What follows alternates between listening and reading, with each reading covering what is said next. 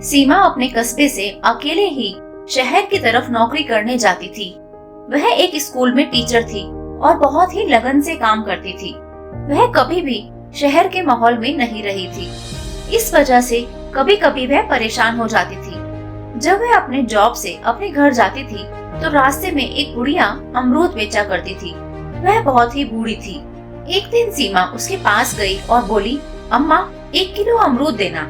सीमा को देखकर बूढ़ी माँ की आंखों में चमक आ गई।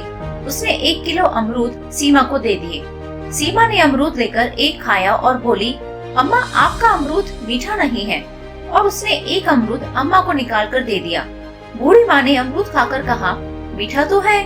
फिर सीमा अपना थैला लेकर वहाँ से चल दी। अब हर रोज सीमा का यही काम था, 1 किलो अमरूद खरीदना और फिर बोलना अमरूद मीठा नहीं है। एक दिन सीमा के पिताजी उसके साथ आ रहे थे। उस दिन भी उसने ऐसा ही किया।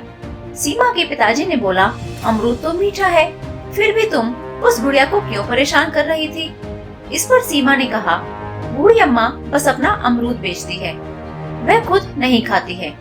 जब मैं उनको यह बोलकर एक अमरूद देती हूँ कि अमरूद मीठा नहीं है, तो कम से कम इस बहाने ही वह एक अमरूद खाती तो है।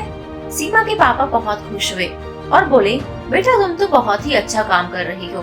बूढ़ी अम्मा के बगल में एक लड़का जूस बेचता था।